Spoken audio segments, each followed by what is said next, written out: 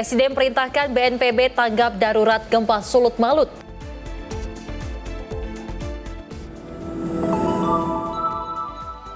Bansos Triwulan 2 akan cair pekan kedua April 2026. Polisi ungkap penipuan investasi black dollar.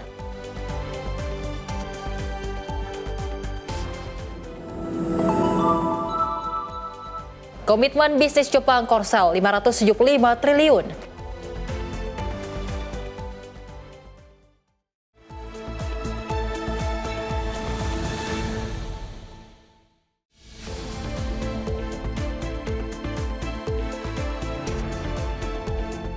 Halo, selamat malam pemirsa. Senang sekali rasanya menyapa Indonesia Malam kembali hadir menemani Anda. Selain 5 informasi utama tadi, kami akan menghadirkan informasi menarik lainnya untuk Anda. Bersama saya Sally Sregar, ini dia menyapa Indonesia Malam selengkapnya.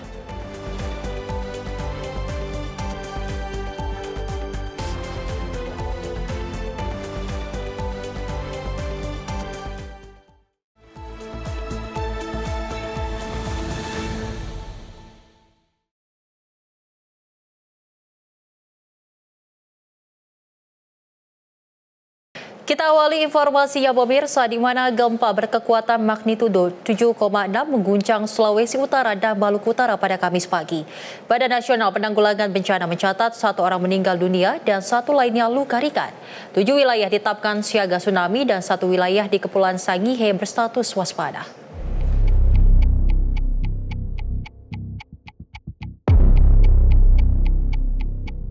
Gempa bumi berkekuatan magnitudo 7,6 mengguncang wilayah Sulawesi Utara dan Maluku Utara pada Kamis 2 April 2026 pagi.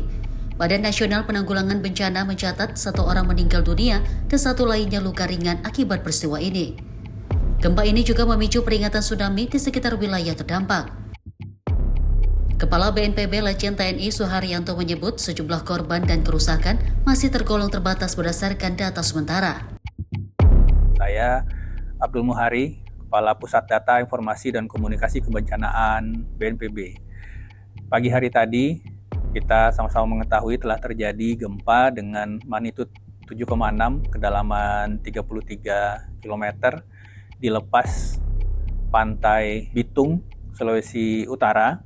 Titik pusat gempa berada di tengah-tengah perairan antara pesisir timur Sulawesi Utara dan pesisir barat Maluku Utara.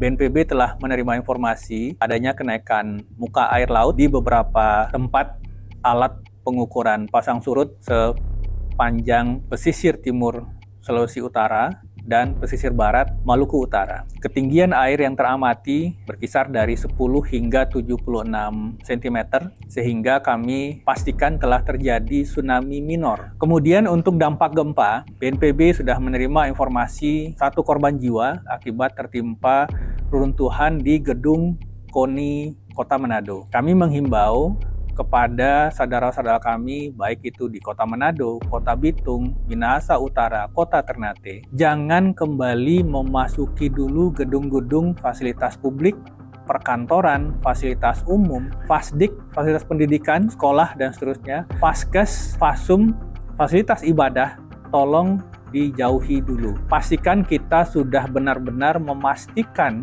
kelaikan gedung itu nantinya sebelum digunakan kembali. Gempa susulan masih terjadi, ada beberapa gempa dengan kekuatan lebih dari magnitudo 5 yang bisa saja memperparah kerusakan yang sudah terjadi akibat gempa utama, sehingga mungkin saja terjadi structural failure atau gagal struktur atau rumah itu, gedung itu bisa ambruk. Sekali lagi, saudara-saudara kami di daerah terdampak, Kota Manado, Kota Bitung, Minahasa Utara, Kota Ternate, dan daerah-daerah sekitarnya, pastikan Anda mendapat asistensi dari Kementerian PU, Dinas Perkim setempat, pemerintah daerah sebelum menggunakan kembali gedung-gedung, bangunan-bangunan, fasilitas umum, fasilitas publik, fasilitas sosial, fasilitas ibadah, fasilitas pendidikan, dan fasilitas kesehatan. Mari sama-sama kita pastikan keselamatan diri sendiri, keselamatan keluarga, keselamatan komunitas, dan keselamatan kita bersama. Demikian kami akan terus mengupdate informasi dari lapangan. Kami sampaikan Kepala BNPB juga akan ke lokasi ke Sulawesi Utara dan Maluku Utara siang ini, sehingga kita harapkan sore nanti kita sudah mendapatkan gambaran utuh untuk dukungan-dukungan pengerahan sumber daya, logistik, alat perangkat yang kita butuhkan untuk penanganan tanggap darurat bencana gempa ini. Badan Meteorologi, Klimatologi, dan Geofisika menetapkan 7 wilayah dalam status siaga tsunami. Wilayah tersebut meliputi Ternate, Halmahera, Tidore, Bitung, Minahasa Selatan, dan sekitarnya. Sementara itu, Kepulauan Sangihe ditetapkan dalam status waspada. BMKG menjelaskan gempa terjadi akibat aktivitas deformasi kerak bumi dengan mekanisme sesar naik atau thrust fault. Guncangan kuat terasa selama 10 hingga 20 detik dan membuat warga panik serta berhamburan keluar rumah. Di sejumlah wilayah seperti Ternate, getaran mencapai skala 5 hingga 6 mmi yang dirasakan oleh seluruh penduduk. Sejumlah bangunan mengalami kerusakan ringan hingga sedang, termasuk rumah dan fasilitas umum. Meski sempat memicu peringatan tsunami, BMKG mencatat ketinggian gelombang yang terdeteksi relatif kecil, yaitu sekitar 0,2 hingga 0,3 meter. Namun masyarakat diminta tetap waspada terhadap gempa susulan yang masih terjadi. Ahmad Syafiq, tim redaksi Simpo TV, melaporkan. Presiden Prabowo Subianto memerintahkan BNPB dan instansi terkait segera turun ke lokasi terdampak gempa di Sulawesi Utara dan Maluku Utara. Langkah ini dilakukan untuk memastikan penanganan darurat dan keselamatan masyarakat berjalan cepat dan tepat.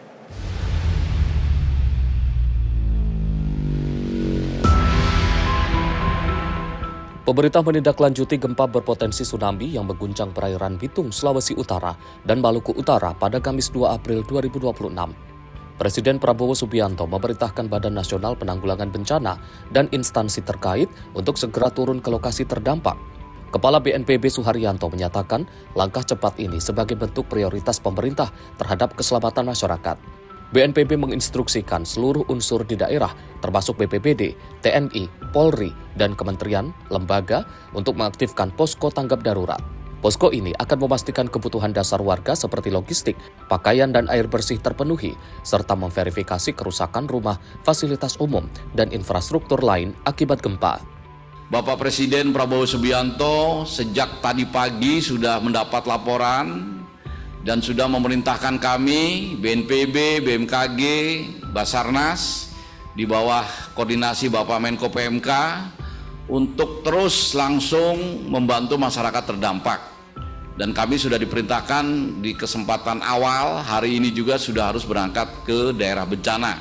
Dari posko itu yakinkan kebutuhan dasar masyarakat terdampak, logistik permakanan, pakaian, air bersih dan sebagainya ini betul-betul bisa dipenuhi. Mohon ini juga segera dibentuk tim untuk melakukan asesmen, melakukan verifikasi, ya, sehingga data-data yang hari ini baru terkumpul sebagian, semakin hari, semakin waktunya berjalan, ini semakin lengkap dan semakin sempurna. Di satu sisi memberikan informasi yang betul, dan di sisi lain apabila ada masyarakat terdampak yang mendapat kesusahan, atau asetnya atau rumahnya rusak, segera bisa dilaporkan dan dilakukan penggantian pada kesempatan pertama. Mungkin masih ada korban-korban lain yang perlu dicari, perlu ditemukan, perlu ditolong. Ini segera juga akan dibentuk tim-tim pencarian dan pertolongan. Nanti sesampainya kami di sana, kita akan rapat lebih rinci dan detail untuk membahas, untuk menemukan dan untuk menyelesaikan segala permasalahan penanggulangan bencana yang ada di daerah.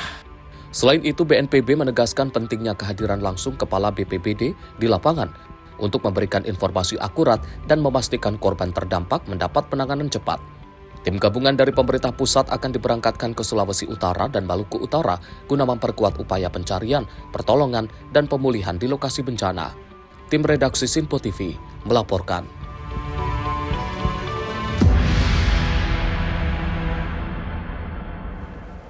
Kepala BNPB Suharyanto memastikan pemerintah membentuk tim khusus untuk menghitung dampak kerusakan gempa di Sulawesi Utara dan Maluku Utara. Tim juga akan memastikan bantuan dan kebutuhan dasar warga terdampak terpenuhi.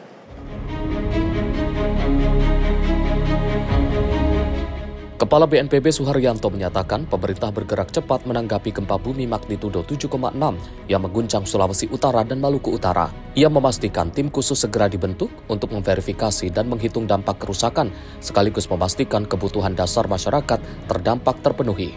Selain membentuk tim asesmen, BNPB meminta jajaran daerah, TNI dan Polri segera mendatangi warga terdampak, memberikan informasi akurat, serta menindaklanjuti laporan kerusakan rumah dan aset.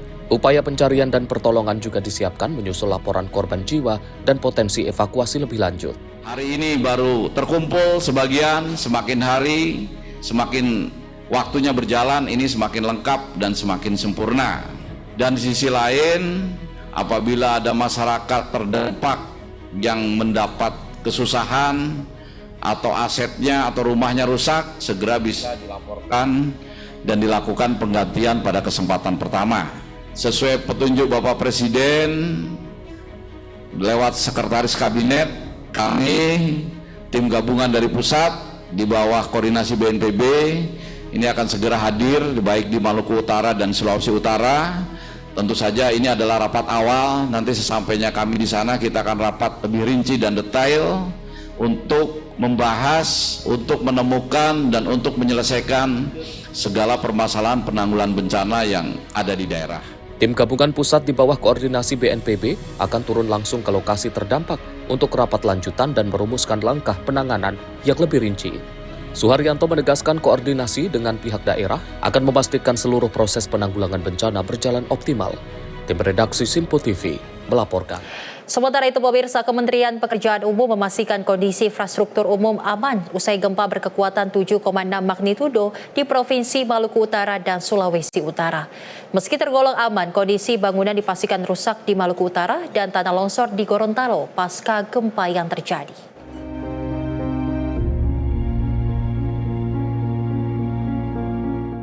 Saat ini pemerintah tengah melakukan pendataan mengenai infrastruktur yang rusak akibat guncangan gempa berkekuatan 7,6 magnitudo di Provinsi Sulawesi Utara dan Maluku Utara. Menteri Pekerjaan Umum Dodi Hanggodo menjelaskan laporan sementara infrastruktur jalan di sejumlah wilayah kedua provinsi masih berfungsi dengan normal. Kondisi infrastruktur jalan kedua provinsi tergolong normal, namun kerusakan terhadap bangunan terjadi di Provinsi Maluku Utara dengan kerusakan dominan di bagian kaca. Meskipun proses pendataan masih berlangsung, Dodi menekankan pemerintah siap untuk menangani potensi kerusakan signifikan yang ditimbulkan, serta akan menetapkan langkah darurat apabila diperlukan. Nantinya jembatan sementara di Gorontalo segera dibangun, mengingat dampak gempa yang ditimbulkan, yakni longsor dan rusaknya jembatan. Untuk Minahasa Utara, Bitung, sementara ini jalan jembatan masih aman. Terus yang kena memang di kantor kami di Maluku Utara semua kaca pecah. Jadi hari ini teman-teman di Balai Jalan Nasional Maluku Utara sedang work from home sambil mengikuti arahan dari BMKG dan BPBD setempat. Untuk yang di Gorontalo, sementara waktu memang ada beberapa ruas jalan yang terkena masalah dan ada beberapa longsor. Kita lagi sedang koordinasi dengan BPBD dan BMKG dan Basarnas untuk kemudian bisa secara secepatnya menyelesaikan longsoran-longsoran itu, dan kalau misalnya ada jalan yang rusak atau jembatan yang putus, kami akan segera bekerjasama dengan BNPB maupun BPBD maupun dengan TNI Polri untuk paling nggak minimum kita biasanya bikin jembatan sementara dulu supaya arus logistik tidak terganggu, dan manakala memang diperlukan nanti berikutnya kita akan bikin yang lebih permanen, tapi sementara waktu kita kejar dulu supaya arus pergerakan manusia atau arus logistik tidak terganggu gitu Mas. Diketahui gempa berkekuatan 7,6 magnitudo tersebut terjadi pada pagi hari pukul 5 dan 6 pagi di perairan Bitung hingga Maluku Utara, serta terasa di Gorontalo. Dari Jakarta, Max Munte, Azizul Hakim, Simpo TV, melaporkan.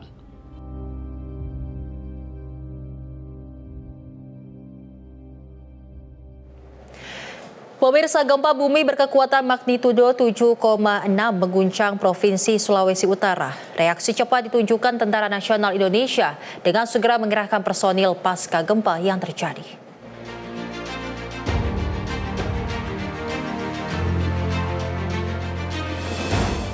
Reaksi cepat ditunjukkan Tentara Nasional Indonesia dengan segera mengerahkan personil pasca gempa yang terjadi pada Kamis 2 April 2026.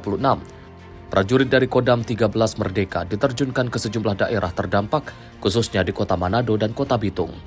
Berbagai upaya dilakukan mulai dari evakuasi korban, pendataan kerusakan, hingga pembersihan puing-puing bangunan. Dan Rem 131 Santiago, Brigjen TNI Martin Susilo Martopo, menyebutkan di Kota Manado kerusakan terjadi di terminal, serta IGD rumah sakit pecah dan sebagian dinding mengalami kerusakan. Sementara di wilayah Minahasa, dilaporkan beberapa rumah warga mengalami kerusakan. Adapun Martin menyampaikan bahwa di Kota Bitung sempat terjadi gelombang tsunami kecil dengan ketinggian sekitar 0,2 meter. Informasi terkini untuk korban sampai saat ini masih satu orang atas nama Rice, umur 69 tahun. Kemudian korban lainnya ada 2 orang di Kolbe ini, Kolbe Oni, Manado, kena paku sama kena runtuhan. Kemudian korban yang lainnya sampai saat ini belum ada, hanya kerusakan di Terminal Malalayang, temboknya rubuh. Kemudian di Rumah Sakit Siloam itu kaca pecah di IGD. Kemudian ada dindingnya yang rubuh, dindingnya saja, dinding corannya. Kemudian di Minahasa ada di Desa Kombi itu satu rumah rusak, rubuh. Kemudian di Bitung, di Manemo itu satu rumah rusak. Kemudian di Bitung di daerah Lembe itu ada tsunami kecil seperti air kesirap sama ketarik gitu. Itu sekitar 0,2 meter.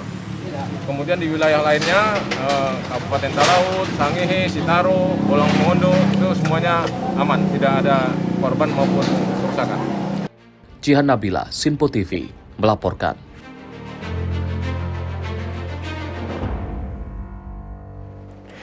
Anggota Komisi 5 DPR Sujat Miko menanggapi perihal gempa 7,6 magnitudo hingga berpotensi tsunami di wilayah Maluku Utara dan wilayah Sulawesi Utara pada Kamis pagi.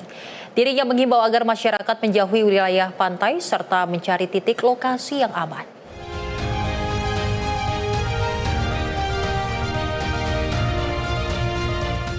Wilayah Maluku Utara dan Sulawesi Utara diguncang oleh gempa yang berkekuatan 7,6 magnitudo pada Kamis pagi. Bahkan, Badan Meteorologi, Klimatologi, dan Geofisika atau BMKG memprediksi akan terjadinya potensi tsunami. Merespon hal ini, anggota Komisi 5 DPR, Sujat Miko, kepada stakeholder terkait untuk melakukan mitigasi perihal adanya korban ataupun infrastruktur yang rusak akibat gempa.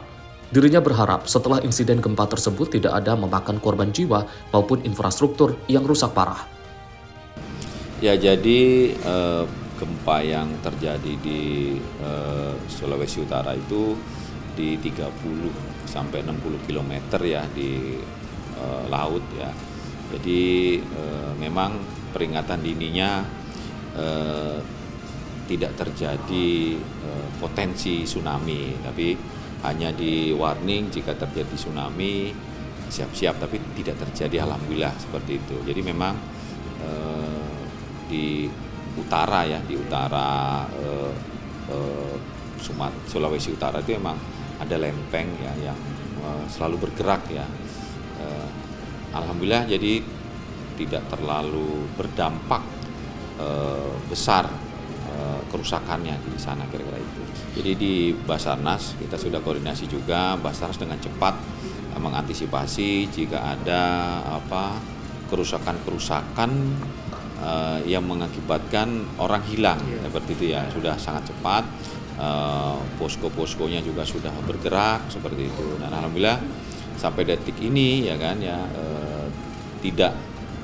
belum ditemukan sesuatu hal yang besar yang harus membutuhkan effort sampai menimbulkan banyak korban jiwa, kira-kira seperti itu. Ya, jadi ini lagi dimitigasi, jadi kerusakannya infrastruktur seperti apa, terus juga dampaknya seperti apa ya.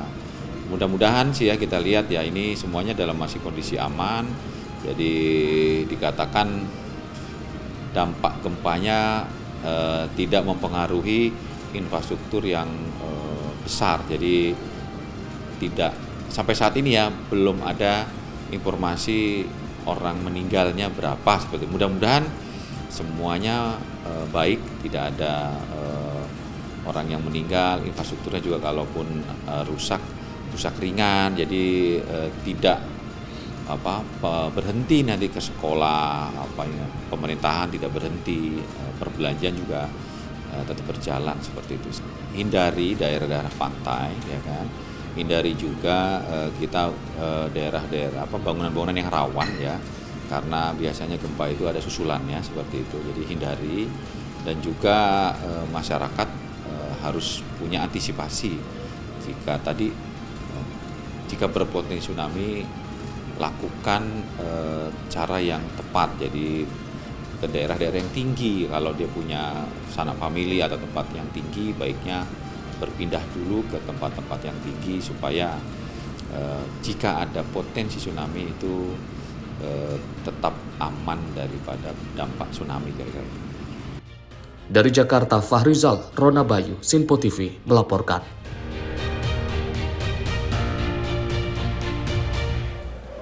Pemirsa, masyarakat dihimbau bijak gunakan BBM. Informasinya saat lagi, tetaplah bersama kami di Menyapa Indonesia Malam.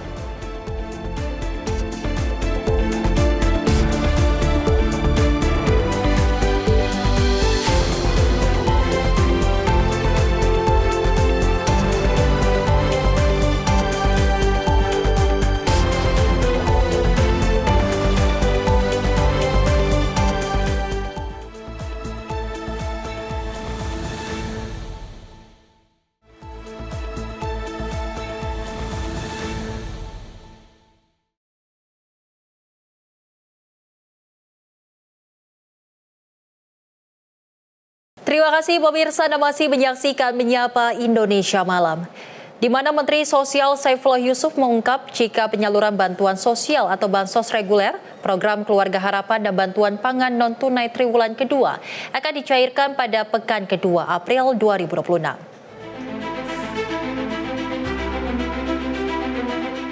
Kementerian Sosial atau Kemensos memastikan penyaluran bantuan sosial atau bansos reguler, yakni program Keluarga Harapan atau PKH, untuk triwulan kedua akan dimulai pada pekan kedua April 2026. Percepatan penyaluran ini merupakan hasil dari pemuktahiran data penerima manfaat yang lebih efisien. Kemensos juga telah menggunakan data Tunggal Sosial Ekonomi Nasional atau DTSN dari Badan Pusat Statistik atau BPS yang diterima lebih awal dibandingkan periode sebelumnya. Namun jika sebelumnya data keluarga penerima manfaat atau PKM baru diterima Kemensos setiap tanggal 20, kini jadwal tersebut dimajukan menjadi tanggal 10 pada bulan April, Juli, dan juga Oktober. Alhamdulillah kita juga menyepakati beberapa hal. Yang pertama, biasanya data itu kita terima pada tanggal 20 di setiap triwulan pertama, triwulan kedua, triwulan ketiga gitu. Tapi alhamdulillah ini kita majukan untuk kita terima tanggal 10 Januari, nanti kemudian 10 April dan seterusnya. 10 Juli dan 10 September gitu ya. Atau Oktober, 10 Oktober. Jadi setiap tanggal 10 nanti kami terima, dan hasil pemutakhiran itu yang akan kami jadikan pedoman untuk menyalurkan bansos setiap bulannya. Itu bansos reguler. Sementara untuk PBI itu kita perbaiki datanya berdasarkan usulan dan validasi bersama daerah setiap 1 bulan. Kemensos juga mengimbau para penerima manfaat bantuan untuk memanfaatkan bantuan tersebut secara bijak dan tepat sasaran, sesuai peruntukan sebagai instrumen perlindungan serta jaminan sosial. Dari Jakarta, Dio Malau, Sinpo TV melaporkan. Pemerintah menegaskan siswa SD hingga SMA tetap belajar tatap muka tanpa kegiatan daring. Semua jenjang pendidikan dasar dan menengah melaksanakan KBM normal 5 hari seminggu. tetap melakukan kegiatan belajar mengajar secara tatap muka, yaitu luring secara normal di seluruh jenjang pendidikan dasar hingga menengah. Sementara untuk pendidikan tinggi semester 4 ke atas menyesuaikan dengan surat edaran dari Mendikti-Saintek. Pemerintah menegaskan kebijakan belajar tatap muka tetap diberlakukan untuk seluruh siswa SD, SMP, dan SMA tanpa kegiatan daring.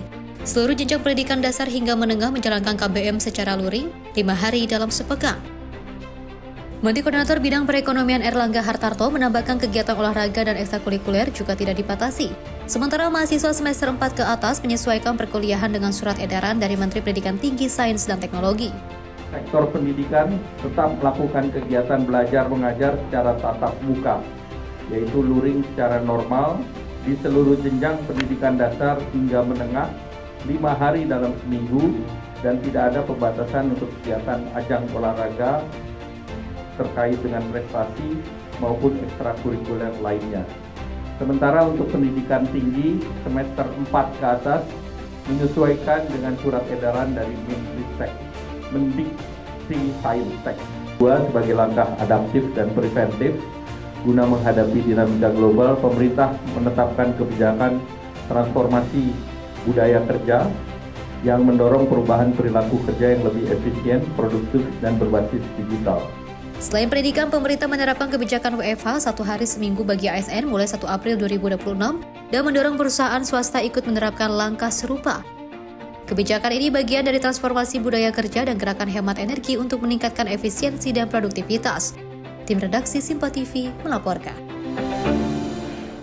Pemirsa, pemerintah menghimbau masyarakat bijak dalam menggunakan BBM, cukup mengisi sesuai kebutuhan hingga tangki penuh.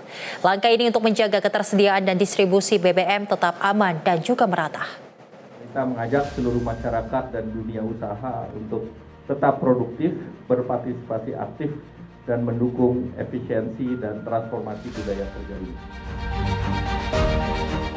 Pemerintah meluncurkan transformasi budaya kerja dan gerakan hemat energi untuk mendorong efisiensi termasuk dalam konsumsi BBM sebagai langkah antisipasi dinamika global. Masyarakat diimbau menggunakan BBM secara wajar agar distribusi tetap stabil dan adil.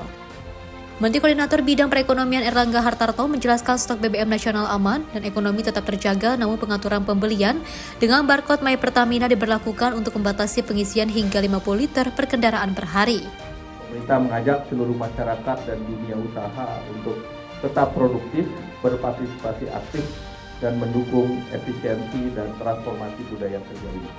Untuk memastikan distribusi BBM, pemerintah akan melakukan pengaturan pembelian dengan penggunaan barcode My Pertamina dengan batas wajar 50 liter per kendaraan, tetapi ini tidak berlaku bagi kendaraan umum. Pada kesempatan yang sama, Menteri SDM Bahlil Lahadalia menegaskan masyarakat tetap tenang karena pemerintah menjamin ketersediaan energi dan tidak ada penyesuaian harga BBM. Kita harus melakukan pembelian BBM dengan wajar dan bijak.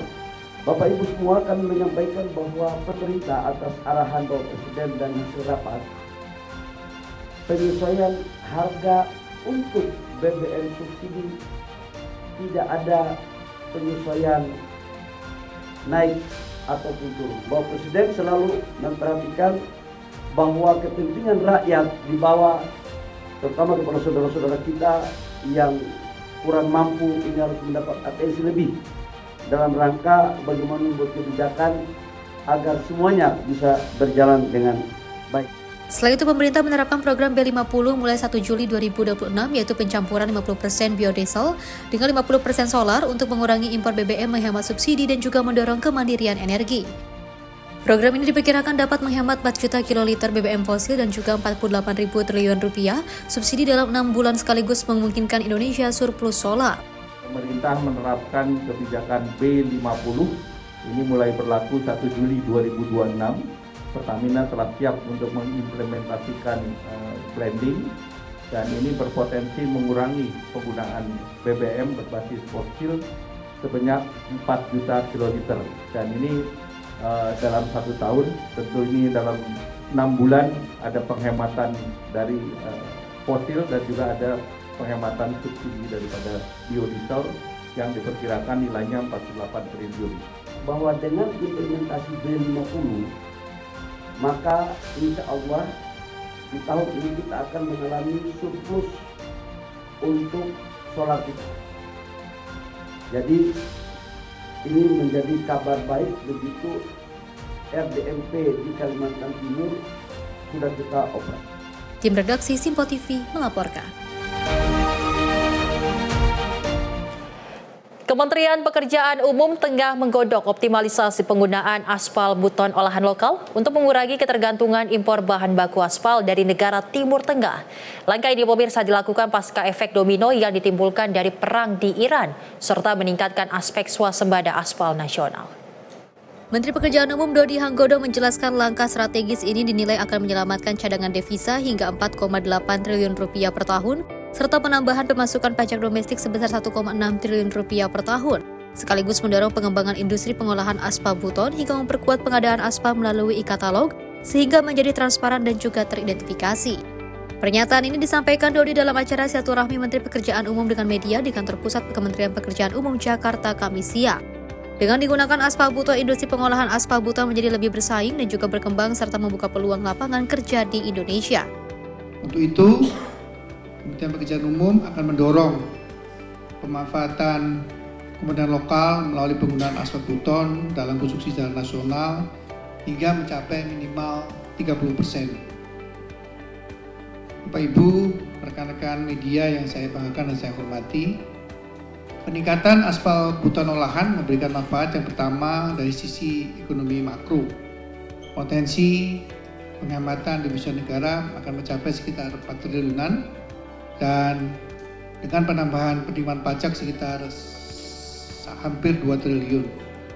Kedua, dari sisi industri, kebijakan ini akan mendorong tumbuhnya industri aspal buton domestik, menciptakan rantai pasok baru di dalam negeri dan memperkuat struktur industri nasional. Dari Jakarta, Max Munte, Azul Hakim, Simpo TV melaporkan. Informasi lainnya pemirsa, di mana pemerintah menyerahkan kebijakan WFH seminggu sekali bagi karyawan swasta kepada masing-masing perusahaan. Menteri Ketenagakerjaan Yasirli menyampaikan pelaksanaannya fleksibel dan tidak harus dilakukan pada hari Jumat.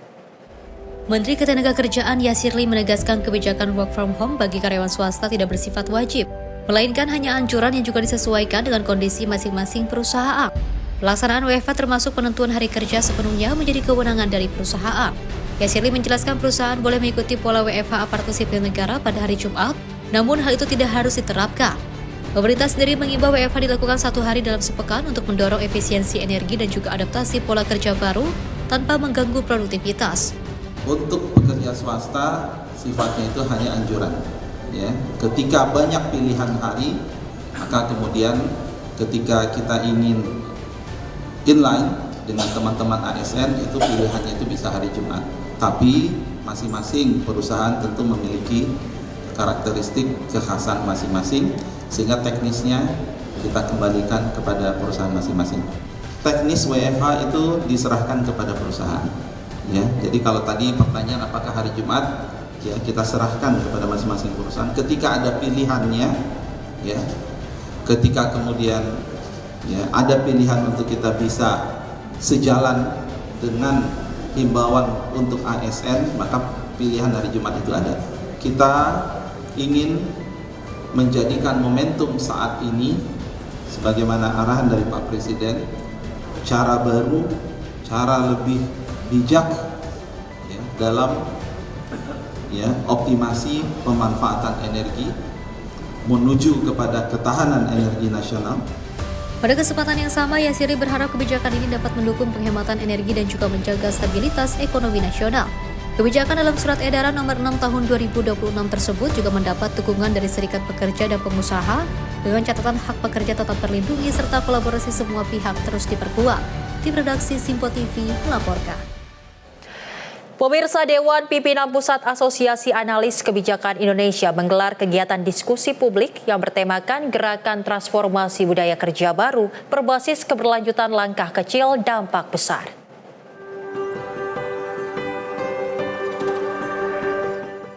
DPP Asosiasi Analis Kebijakan Indonesia menggelar kegiatan diskusi publik yang bertemakan Gerakan Transformasi Budaya Kerja Baru berbasis keberlanjutan langkah kecil dampak besar. Ketua Asosiasi Analis Kebijakan Indonesia, Trubus Rahardiansyah, dalam sambutannya menyoroti langkah pemerintah dalam menyikapi kondisi global. Ia melihat dari sisi masyarakat terdapat pro kontra, namun demikian masyarakat melihat pemerintah harus membuat suatu skenario jangka pendek, menengah, dan jangka panjang untuk mengantisipasi perubahan global yang terjadi saat ini. Membedah terkait dengan transformasi budaya kerja baru berbasis keberlanjutan, di mana titik polanya adalah kira-kira langkah kecil tapi nanti dampaknya luas buat masyarakat.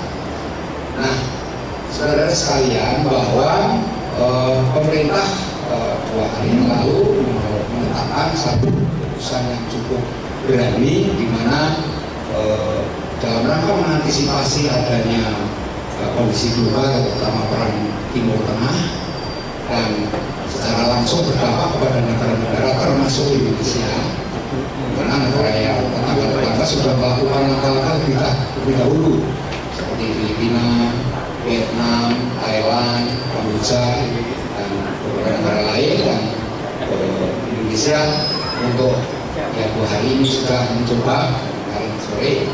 Nah, tentu ini menjadi hal yang sangat yang satu sisi mengejutkan, di sisi lain itu ada yang mengatakan memang harus dilakukan karena mengantisipasi perubahan global yang memang begitu cepat, dan dalam kondisi ini kita dalam negeri harus istilahnya itu berbenah. Nah, di satu sisi di tingkat masyarakat itu kebijakan ini menimbulkan pro kontra. Di satu sisi masyarakat melihat bahwa pemerintah memang harus segera membuat satu skenario planning untuk jangka pendek, jangka menengah, dan jangka panjang guna mengantisipasi mengenai perubahan-perubahan yang akan terjadi.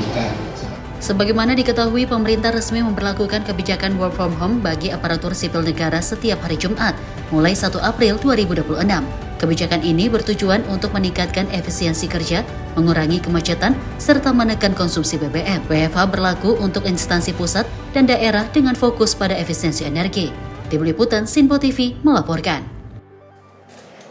Dari Menteri Sosial Saifullah Yusuf atau Gus Ipul mengajak seluruh pegawai di lingkungan Kementerian Sosial menggunakan transportasi umum hingga bersepeda ke kantor 1 hari dalam sepekan.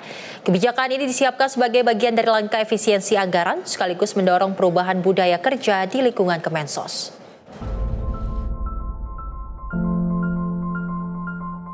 Mensos Saifullah Yusuf atau Gus Ipul mengajak seluruh pegawai di lingkungan Kementerian Sosial menggunakan transportasi umum hingga bersepeda ke kantor 1 hari dalam sepekan. Ia menjelaskan skema tersebut masih akan dibahas lebih lanjut terkait hari pelaksanaannya antara hari Rabu atau hari Kamis. Menurutnya langkah ini diharapkan bisa menjadi bagian dari penghematan yang dilakukan Kemensos di tengah kebijakan efisiensi yang tengah dijalankan pemerintah. Sehari dalam 1 minggu itu nanti kita akan mencoba untuk mengajak seluruh karyawan bisa menggunakan transportasi umum menuju ke kantor, atau menggunakan sepeda, atau juga menggunakan mobil listrik. Ya, itu yang kita harapkan 1 hari dari seminggu. Di samping WFH ya, tapi juga nanti kita akan ajak seluruh pegawai untuk juga bisa menggunakan transportasi umum, kemudian sekali lagi bersepeda maksudnya, maupun juga menggunakan mobil atau motor listrik. Ini nanti akan kita bahas lebih lanjut ya, harinya hari Rabu atau hari Kamis. Dengan begitu ini mudah-mudahan menjadi bagian dari penghematan yang bisa dilakukan oleh Kementerian Sosial. Jadi WFH penuh kecuali sekolah rakyat, Poltekesos, sentra, balai, atau comment center Kementerian Sosial. Itu tetap memberikan tetap yang sifatnya layak. Selain itu, Kemensos juga turut menerapkan kebijakan work from home penuh setiap hari Jumat bagi seluruh pegawai, sebagaimana arahan pemerintah pusat. Meski demikian, sejumlah unit layanan tetap diwajibkan bekerja dari kantor, diantaranya Sekolah Rakyat, Politeknik Kesejahteraan Sosial, sentra, balai, serta comment center yang berkaitan langsung dengan pelayanan publik. Dari Jakarta, Dio Malau, Simpo TV melaporkan. Viral guru SMP di Bojonegoro, Jawa Timur berangkat dan pulang ke sekolah dengan olahraga lari untuk menghemat BBM.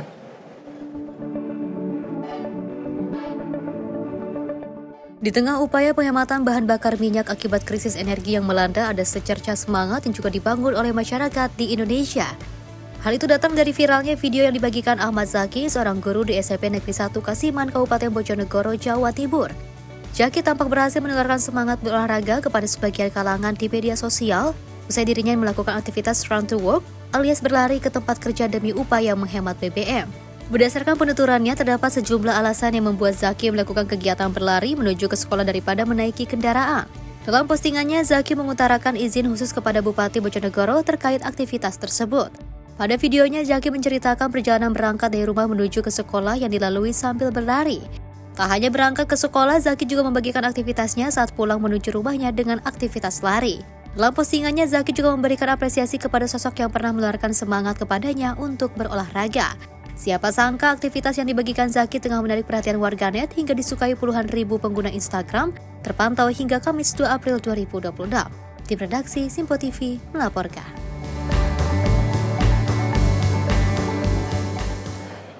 Menteri PKP Marwarar Sirait memperkuat sinergi lintas sektor dengan Kementerian BUMN dalam penyediaan hunian layak di kawasan perkotaan melalui rencana pembangunan rumah susun relokasi di kawasan Senen, Jakarta Pusat. Kepala BP BUMN Doni Oskaria menargetkan pembangunan 500 unit hunian layak tersebut akan selesai pada 15 Juni 2026. Menindaklanjuti arahan dari Presiden Prabowo Subianto soal rencana relokasi warga tepi rel di kawasan Senen, pemerintah kini tengah memperkuat sinergi lintas sektor dalam penyediaan hunian layak di kawasan perkotaan. Menteri PKP Marwarar Sirait mengatakan proyek tersebut merupakan bentuk kolaborasi antara pemerintah pusat, daerah, BUMN dan juga sektor swasta dalam menjawab kebutuhan hunian di kawasan padat perkotaan. Ara menyampaikan pembangunan rusun ini akan segera dimulai dengan target peletakan batu pertama dilaksanakan pada Mei 2026 dan 500 unit hunian yang juga ditargetkan selesai pada 15 Juni mendatang.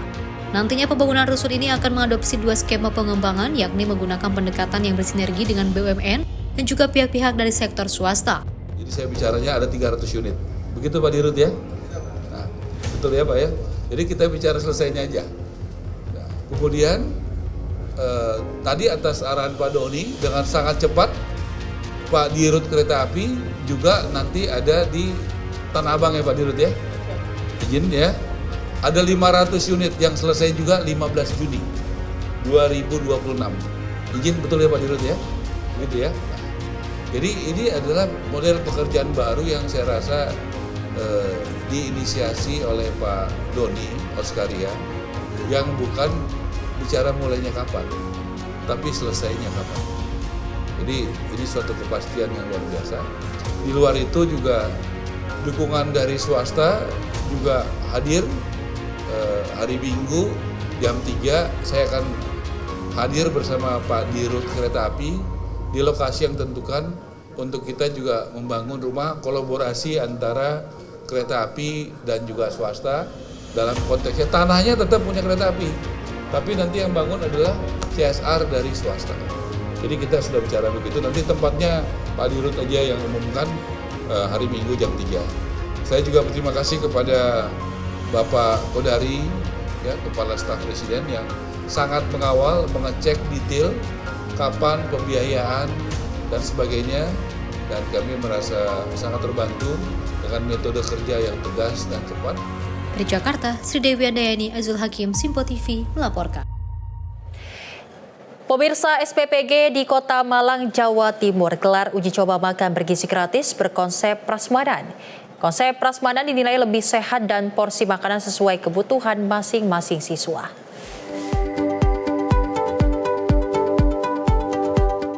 Uji coba MBG Prasmanan digelar di Madrasah Ibtidaiyah Negeri Min 2 Sukun, Kota Malang, Jawa Timur. Uji coba digelar pada Kamis siang saat istirahat jam pelajaran. Menurut Kepala SPPG Yayasan Batik Celaket, dengan konsep prasmanan, makanan yang disajikan masih hangat dan mengurangi resiko basi. Selain itu, porsi yang diambil menyesuaikan kebutuhan masing-masing siswa. Jadi karena distribusinya itu langsung, kan biasanya kita bertahap. Nah ini langsung di satu sekolah dengan total 1.300 PM porsi. Itu sulitnya di situ, jadi kita harus lebih awal buat proses memasaknya. Terus buat pengirimannya ke sini juga kita butuh waktu yang lebih cepat karena kan bolak-balik dengan banyak peralatan dan banyak box yang besar-besar buat mengangkut makanannya itu. Jadi kita butuh waktu lebih lama dan lebih awal buat proses produksinya. Jadi itu untuk kendala dan solusinya kemarin itu. Sementara pihak sekolah mengaku dalam uji coba ini berpengaruh pada jam istirahat sehingga membuat jam pulang sekolah mundur 15 menit. Namun sekolah mengapresiasi konsep MBG Prasmanan karena budaya antri dan disiplin diterapkan siswa. Kita belum men-setting durasi waktu dibutuhkan saat anak-anak antri ngambil makanan sampai makan. Pada saat kemarin masih model omprengan, waktu 20 menit cukup. Karena omprengan datang, kita ambil oleh perwakilan kelas ke kelas, makan 15 menit selesai. Sehingga waktu istirahatnya sesuai. Nah, sehingga dengan program ini nanti akan kami coba time juga waktu yang dibutuhkan berapa menit, itu kami sesuaikan jam istirahatnya anak-anak di pertemuan selanjutnya. Tetapi efektivitasnya adalah anak-anak dengan budaya antri, dia juga ada sisi karakternya bahwa yang diambil secukupnya karena ada jatahnya teman yang lainnya juga. Terlihat siswa antusias dengan program ini dan lebih memilih MBG Prasmanan karena bisa mengambil makanan sesuai porsi sehingga tidak menyisakan makanan. Ambil sendiri. Alasannya? Karena bisa milih-milih lauknya, tahu porsinya, masih hangat, masih enak. Pasti habis nggak kalau ambil sendiri gini? Pasti habis. Kenapa pasti habis? Karena tahu porsinya. Kamu tadi ambil lauk apa aja? Lauk ayam sama telur. Enak nggak? Enak. Makan bergizi gratis berkonsep prasmanan rencananya akan diuji coba di beberapa sekolah dan hasil evaluasi nanti akan menentukan apakah dilakukan setiap hari atau berkala. Dari Malang, Jawa Timur, Tim Liputan Sinpo TV melaporkan. Pemirsa, informasi terkait peristiwa di mana Polrestro Depok gagalkan peredaran 4 kg sabu. Informasinya usai jeda, tetaplah bersama kami di Menyapa Indonesia Malam.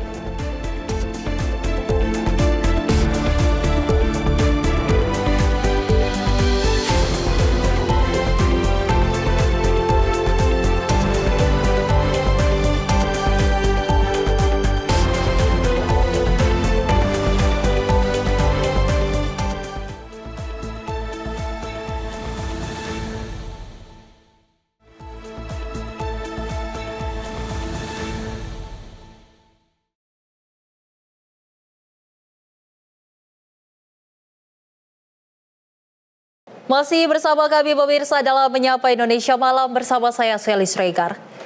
Di mana Satreskrim Polres Metro Jakarta Barat berhasil mengungkap kasus penipuan modus black dollar yang pelaku dan korbannya merupakan warga negara asing. Dari pengungkapan ini, 2 orang WNA telah berhasil diamankan petugas.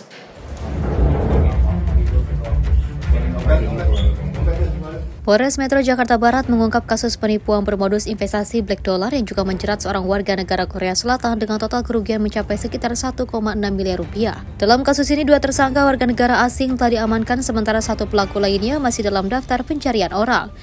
Kasih Humas Polres Metro Jakarta Barat AKP Wisnu Irawan mengatakan pengungkapan kasus tersebut berdasarkan laporan polisi di Polres Metro Jakarta Barat tertanggal 8 Maret 2026 dengan korban berinisial LBO atau Lee Byung-ok, warga negara Korea Selatan.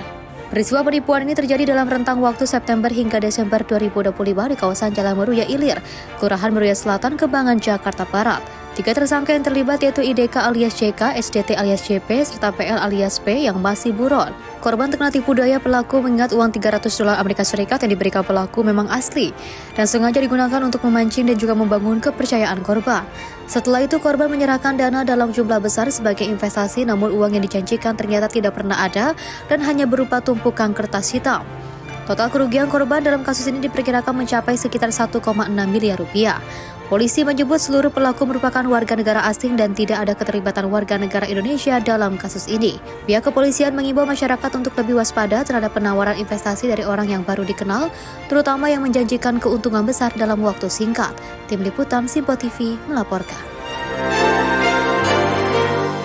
Satuan Reserse Narkoba Polres Metro Depok menggagalkan peredaran narkotika jenis sabu seberat 4 kg dan 100 butir ekstasi senilai 4 miliar rupiah. Seluruh barang bukti dimusnahkan petugas usai menjalani uji laboratorium Puslab 4 Polri.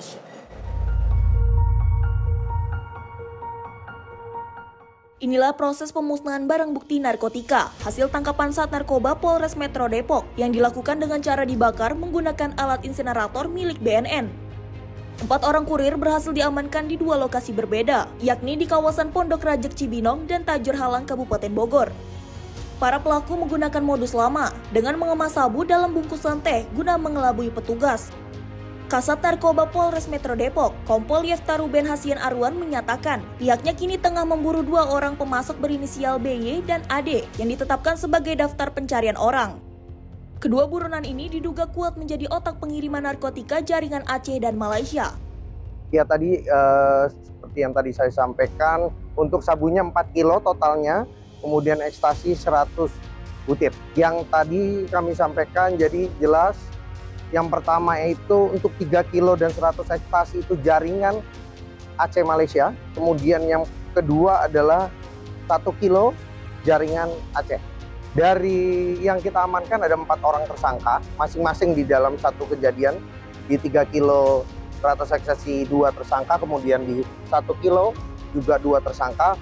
Perannya masing-masing ada yang sebagai kurir saja di yang 3 kilo, kemudian ada juga yang sebagai pengendali kurir. Kemudian di dalam yang 1 kilo perannya sebagai kurir keduanya, dan kemudian masing-masing punya jaringan yang berbeda. Yang di 3 kilo 100 ekstasi itu DPO-nya atas nama BY yang keberadaannya kita pastikan ada di Malaysia. Kemudian yang kedua di 1 kilo itu DPO AD itu berada di Aceh kemungkinan. Nilainya berapa? Nilainya ke total tadi sekitar 4 miliar lebih, hampir ke 5. Keempat tersangka kini terancam dijerat dengan pasal 111 ayat 2 Undang-Undang Narkotika dengan ancaman hukuman maksimal penjara seumur hidup hingga hukuman mati.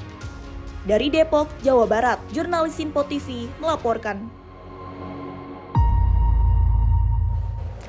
Pemirsa, aksi pembunuhan sadis menggemparkan warga Kecamatan Banjarmasin Barat, Kalimantan Selatan pada 31 Maret 2026.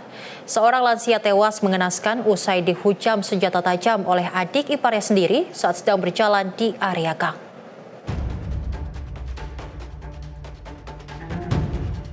Peristiwa berdarah ini terjadi di kawasan Jalan Belitung Darat, Gang Mas Urai, Kelurahan Kuincerucuk, Kecamatan Banjarmasin Barat. Korban diketahui bernama Nur Wahdiatsyah, usia 62 tahun, warga Jalan Manunggal 5. Korban ditemukan terkapar bersimbah darah dengan sejumlah luka tusukan di tubuhnya. Berdasarkan keterangan saksi mata, kejadian bermula saat korban sedang berjalan sambil berkomunikasi melalui telepon seluler. Secara tiba-tiba, tersangka berinisial A, berusia 39 tahun, datang dari arah belakang dan langsung menghujamkan senjata tajam jenis belati ke bahu korban. Saksi yang melihat kejadian sempat berteriak meminta tolong, namun pelaku langsung melarikan diri. Korban sempat dievakuasi warga ke RSUD Ulin Banjarmasin.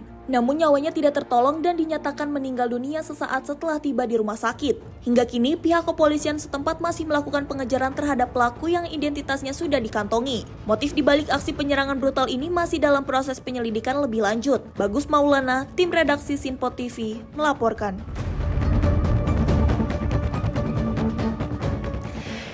Gara-gara telepon genggam yang tertinggal, seorang pria di Bandar Lampung nekat menikam 2 orang wanita hingga salah satunya tewas. Pelaku diringkus petugas saat melarikan diri menuju Pulau Jawa melalui Pelabuhan Bakaheni. Tim TK 308 Polsek Panjang dan Polresta Bandar Lampung berhasil menggagalkan upaya pelarian seorang pria berinisial MRS usia 28 tahun. Tersangka dicegat petugas di area pintu masuk Pelabuhan Bakauheni saat akan menyeberang ke Pulau Jawa. Aksi sadis ini bermula saat tersangka bersama seorang rekannya mengunjungi kafe di eks-lokalisasi Pemandangan, Kecamatan Panjang. Usai pergi dari lokasi, tersangka kembali lagi karena merasa handphone miliknya tertinggal di dalam kafe. Lantaran korban mengaku tidak melihat handphone pelaku, terjadilah cekcok mulut antara tersangka dengan 2 wanita berinisial NM dan DA. Pelaku yang emosi dan dibawa pengaruh minuman beralkohol, kemudian menyerang kedua korban menggunakan senjata tajam yang dibawanya. Jadi cekcok mulut karena saudara N dan saudara DA merasa menyampaikan bahwa tidak ada handphone saudara MRS yang tertinggal. Karena ribut, saudara MRS kemudian mendorong saudara N hingga jatuh. Pada saat itu saudara MRS mengeluarkan senjata tajam tadi, pisau tadi, dari balik pinggangnya, kemudian menusuk saudara MRS di bagian leher. Ketika saudara MRS akan melakukan penusukan lagi, saudara DA menangkis sehingga pisau tersebut melukai pergelangan tangannya dan wajahnya. Setelah itu saudara MRS lari ke rekannya yang sudah menunggu di atas sepeda motor, kemudian keduanya meninggalkan lokasi. Akibat kejadian ini, korban NM tewas dengan luka tusuk serius di bagian leher belakang. Saat ini polisi masih melakukan pengejaran terhadap rekan tersangka yang masih buron. Sementara tersangka MRS terancam hukuman penjara maksimal 15 tahun. Dari Bandar Lampung, jurnalis Simpo TV melaporkan. Aksi kriminalitas jalanan kembali terjadi di kawasan Cengkareng, Jakarta Barat pada Rabu 1 April 2026. Seorang pedagang ketoprak menjadi korban pembacokan sadis oleh orang tak dikenal saat sedang berjualan di depan sebuah warung kopi. Inilah rekaman kamera CCTV yang memperlihatkan detik-detik penyerangan terhadap seorang pedagang ketoprak di wilayah Cengkareng Timur. Dalam rekaman, terlihat dua orang pelaku datang menggunakan sepeda motor dan langsung menghampiri korban. Tanpa basa-basi, salah satu pelaku turun dan seketika menyerang korban menggunakan sebilah celurit. Pelaku melayangkan sedikitnya 4 kali sabetan senjata tajam ke arah tubuh korban. Meski korban sempat berusaha melakukan perlawanan, namun naas sabetan celurit tetap mengenai tubuhnya. Kejadiannya informasi dari warga juga, banyak dapat dari orang juga. Di sini ada kejadian. Nah, katanya motifnya motif segitiga. Dia masih nggak segitiga, bagaimana gitu? Tapi benar ada pembacokan sini, Pak? Tapi benar ada pembacokan. Yang korban itu kabarnya pedagang, Pak ya? Atau dagang ketoprak. Dagang ketoprak ya, suka di wilayah sini. Betul. Itu dia Pak warga sini atau memang dia kontrak aja? Kebetulan bukan warga sini. Dia ngontrak pun saya entah tahu di mana ngontrak. Dia tinggalnya di mana pun saya nggak tahu persis ya. Cuma yang saya tahu dia pedagang ketoprak yang sering mangkal di warkop. Itu aja sih. Sehari-hari dia pedagang? Pedagang. Itu yang informasi yang Bapak tahu pembacokan itu kejadian jam berapa, Pak? Jamnya sih persisnya jam 3 pagi. Itu baik. Itu korban saat ini kemana, Pak? Korban saat ini dibawa ke rumah sakit ya, dan sama warga. RSUD Cengkareng, Pak? Iya, Cengkareng. Usai kejadian, warga sekitar segera memberikan pertolongan dan melarikan korban ke RSUD Cengkareng guna mendapatkan perawatan intensif. Hingga kini, belum ada keterangan resmi dari pihak kepolisian terkait identitas maupun motif di balik aksi pembacokan. Dari Jakarta, jurnalis Simpo TV melaporkan. Aksi pembobolan rumah mewah di kawasan Pondokopi, Jakarta Timur berhasil terpergok pemilik rumah pada Rabu malam 1 April 2026. Naas ya pemirsa, korban terjatuh dari ketinggian hingga harus dilarikan ke rumah sakit saat berupaya mengejar pelaku ke atap rumah.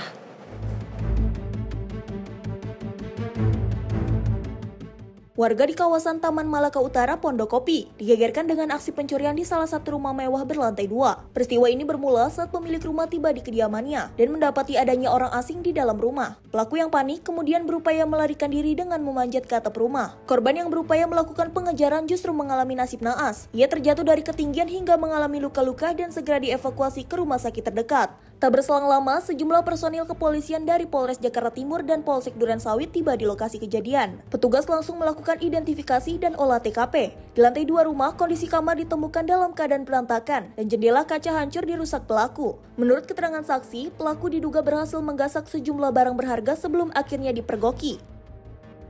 Bahwa ada warga yang sedang mengejar maling, cuma warganya terjatuh dari tangga mau ngejar ke atas. Itu rumah dijebol, jadi dari balkon atas dipecahin kacanya untuk buka kunci itu dalam. Terus kamar diacak-acak, kamar sudah diacak-acak semuanya. Sudah ada yang hilang belum? Udah ada yang hilang, tapi belum teridentifikasi karena masih konsentrasi pada yang punya rumah kan jatuh ke pas ngejar tadi. Jadi masih yang ada punya rumah konsentrasi sama itu dulu, sama untuk kesehatan di Pak Beni namanya. pemilik rumahnya Pak Beni namanya. Jadi sudah ada yang hilang, tapi belum tahu barang yang hilang itu apa? Belum istrinya, karena dia cuma berdua sama istrinya, anaknya kalau nggak salah kerjanya di daerah Cengkareng apa Serpong, saya lupa. Kebetulan ini tetangga saya. Itu pas ketahuannya itu pas dia baru pulang kerja apa gimana Pak Beninya itu? Itu saya masih belum bisa ditanyai, tadi saya juga belum begitu tahu. Tapi memang Pak Beni sering keluar pergi, keluar masuk, sering keluar masuk.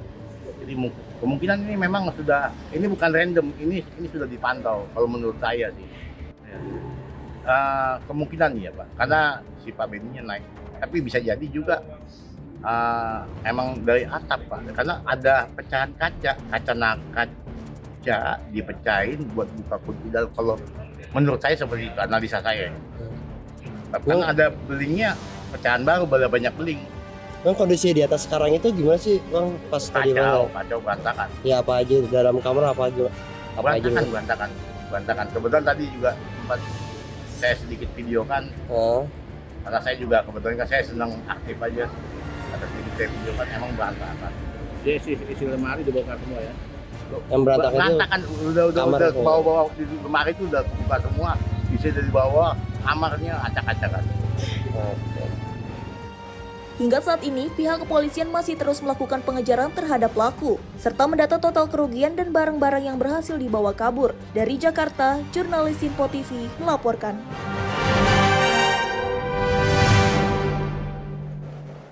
Unit Reskrim Polsek Pamarayan meringkus 2 pemuda spesialis pembobol konter handphone di wilayah Kabupaten Serang, Banten. Kedua pelaku diciduk petugas saat tengah bersembunyi di saung yang diduga sedang merencanakan penjualan barang-barang hasil curian.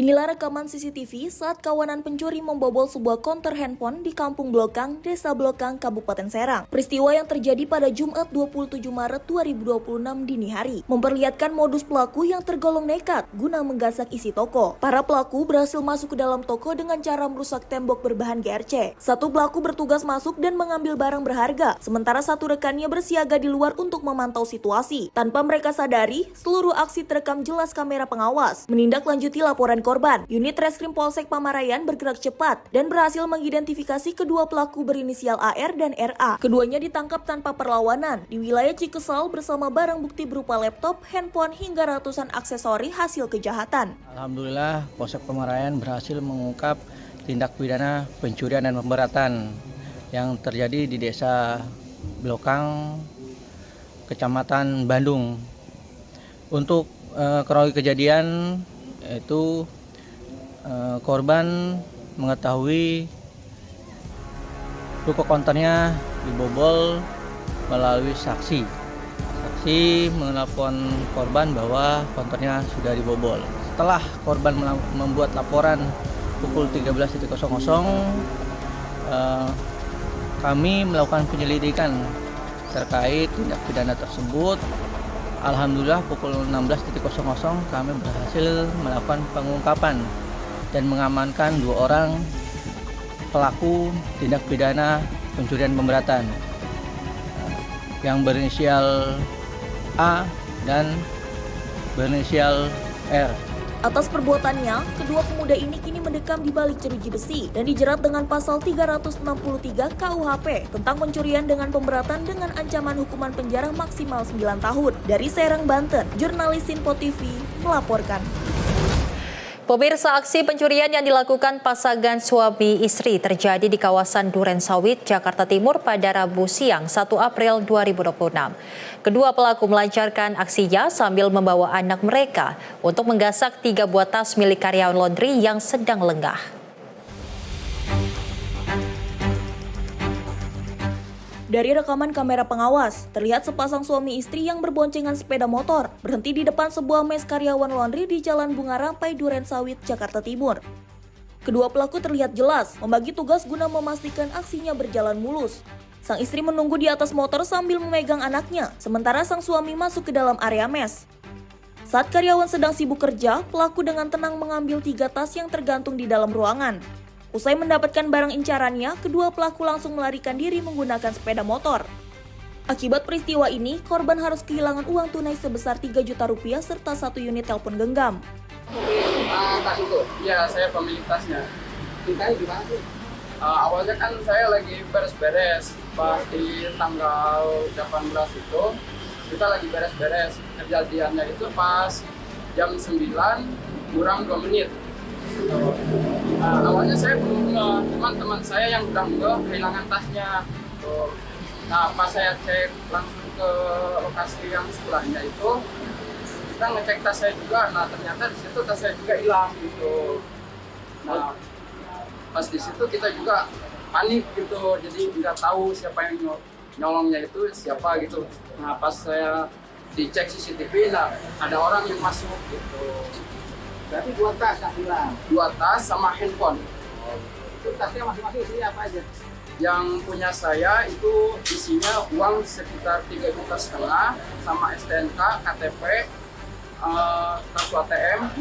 Terus yang punya teman saya isinya uang sama berupa apa ya, data apa keluarga gitu. Nah, ini pelaku ini siapa itu? Kalau untuk pelakunya saya juga kurang tahu. Ini dia laki-laki atau anak gimana? Kalau untuk pelakunya, kayaknya untuk pelakunya suami istri, atau anak juga gitu. Nah itu pernah lihat nggak pelaku itu? Atau pelanggan? Kalau untuk pernah lihat tuh kayaknya belum pernah gitu. Tapi saya juga masih gimana ya, kurang percaya juga gitu. Tapi terlihat yang ambil ya? Iya. Atas kejadian ini sudah lapor ke pihak polisi? Untuk lapor ke pihak polisi sudah, cuman kita baru bikin surat kehilangan doang. Kasus ini dilaporkan ke pihak kepolisian sektor Duren Sawit dengan bekalan bukti rekaman CCTV. Dari Jakarta, jurnalis Simpo TV melaporkan. Pemirsa, ledakan SPBE sebabkan 17 orang alami luka bakar. Informasi usai jeda, tetaplah bersama kami di Menyapa Indonesia Malam.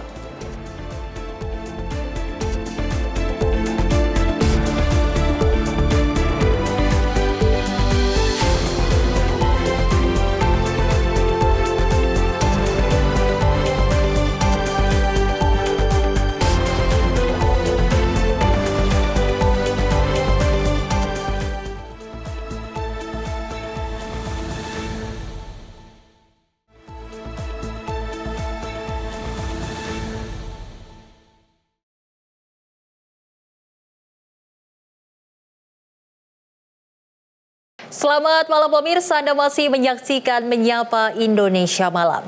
Di mana Presiden Amerika Serikat kembali mengkritik NATO terkait konflik di Timur Tengah. Donald Trump menyebut sekutu NATO tidak segera memberikan dukungan militer yang diharapkan. Presiden Amerika Serikat Donald Trump kembali melontarkan kritik keras terhadap NATO. Trump menyebut NATO gagal segera mengerahkan kekuatan laut untuk mendukung operasi Amerika Serikat di Timur Tengah. Ia juga menyinggung hubungan dengan Rusia yang disebutnya lebih baik dibandingkan dengan negara-negara NATO. Pernyataan tersebut memicu spekulasi bahwa Amerika Serikat dapat saja meninggalkan aliansi NATO. Trump juga menyinggung potensi konflik besar yang diduga merujuk pada konfrontasi dengan Rusia. Dalam pernyataannya, Trump kembali mengkritik kebijakan bantuan ke Ukraina. Ia menyalahkan mantan Presiden Joe Biden atas besarnya bantuan militer dan finansial ke Ukraina. Ia juga mengancam akan menghentikan pasokan senjata jika negara-negara Eropa tidak bergabung dalam misi internasional. Misi tersebut bertujuan membuka kembali jalur strategis Selat Hormuz. And so I learned about NATO. NATO won't be there if we ever have the big one. You know what I mean by the big one. We ever have the big one, hopefully we won't. Relationships very good with the big one, better than with NATO. But they won't be there. And we spend billions, you know. We didn't have to go into Ukraine. Ukraine's thousands of miles away across the ocean. We helped them. Sementara itu, sejumlah negara Eropa seperti Inggris, Prancis, dan juga Jerman telah menyatakan kesiapan untuk terlibat. Mereka berencana berpartisipasi dalam misi internasional untuk menjamin kebebasan navigasi setelah konflik berakhir. Tim redaksi Simpo TV melaporkan. Dalam rapat PBB, Indonesia menyampaikan duka cita dan kemarahan atas gugurnya 3 personil TNI di Lebanon. Pernyataan ini mewakili 285 juta rakyat Indonesia yang merasakan kehilangan. Indonesia menyampaikan duka cita dan kemarahan atas gugurnya 3 personil TNI dalam misi perdamaian di Lebanon. Pernyataan itu disampaikan Wakil Tetap Indonesia PBB Umar Hadi dalam rapat darurat Dewan Keamanan PBB di New York pada Selasa 31 Maret mewakili 285 juta rakyat Indonesia yang merasa kehilangan. Ketiga personil yang gugur adalah Kapten Infanteri Zulfi Aditya Iskandar 33 tahun, Sertu Muhammad Nur Ikhwan 25 tahun, dan Praka Farizal Ramadan 27 tahun yang juga meninggal saat menjalankan tugas mulia di wilayah Bani Hayan dan Adit Al-Qusair. 5 prajurit lainnya mengalami luka-luka dan mendapatkan perhatian medis untuk pemulihan. I'd like to thank you, Madam President, for giving me the floor to express the sense of grief, anger, and frustration of over 285 million people of Indonesia. I'm sure that this sense of grief, anger, and frustration is widely shared by the people of the world. I am heartened by the pouring of expression of condolences, support, and solidarity from the members of this council and the wider international community. Let me begin by honoring the memory of the fallen soldiers of peace by calling their names in this august chamber. Zulmi Aditya Iskandar, Major, Infantry, 33 years young. Muhammad Nur Ikhwan, First Sergeant, 25 years young. Fahrizal Ramadan, Corporal, 27 years young. We cannot accept these killings of peacekeepers. This is a grave loss to Indonesia. This is also a grave loss to all of us, and request the best possible medical treatment and comprehensive care for the 5 injured peacekeepers to ensure their full and swift recovery. These attacks also represent a direct threat to international peace and security and may constitute war crimes under international law. Indonesia mengutuk keras serangan terhadap pasukan perdamaian dan menilai tindakan itu disengaja untuk menggagalkan mandat UNIFIL. Selain itu, Indonesia mengecam serangan Israel yang dianggap melanggar kedaulatan Lebanon, sembari menegaskan solidaritasnya dengan pemerintah dan rakyat Lebanon. Tim redaksi Simpo TV melaporkan. TNI memastikan seluruh hak prajurit yang gugur dalam misi perdamaian PBB di Lebanon akan diberikan secara penuh kepada keluarga yang ditinggalkan. Santunan yang diberikan meliputi bantuan tunai hingga penghargaan negara dan internasional.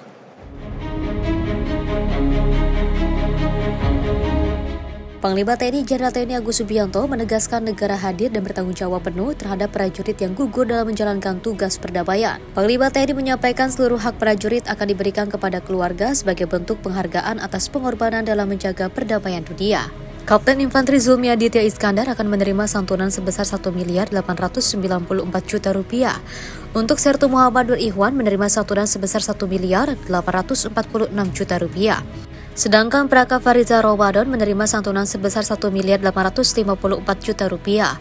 Santunan tersebut terdiri dari berbagai komponen, diantaranya nilai tunai tabungan asuransi, santunan risiko kematian khusus, beasiswa untuk 2 anak, santunan dari PBB, dana WhatsApp, TWP-AD, personal accident, serta santunan dari perbankan. Selain santunan tunai, ketiga prajurit yang gugur juga mendapatkan kenaikan pangkat luar biasa anumerta dalam operasi militer selain perang. Mereka juga akan menerima penghargaan internasional berupa medali Dag Hammarskjöld dari Perserikatan Bangsa-Bangsa.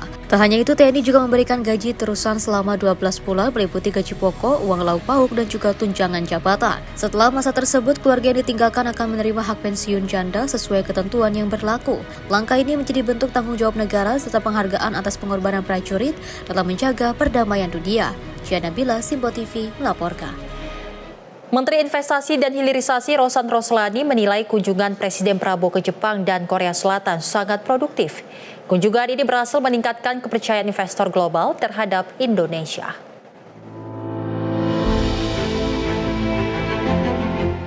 Usai menghadiri Forum Indonesia-Korea Partnership for Silent Growth di Seoul, Korea Selatan pada Rabu 1 April 2026, Menteri Investasi dan juga Hilirisasi Kepala BKPM Rosan Roslani menilai kunjungan Presiden Prabowo Subianto ke Jepang dan Korea Selatan berjalan produktif serta meningkatkan kepercayaan investor global.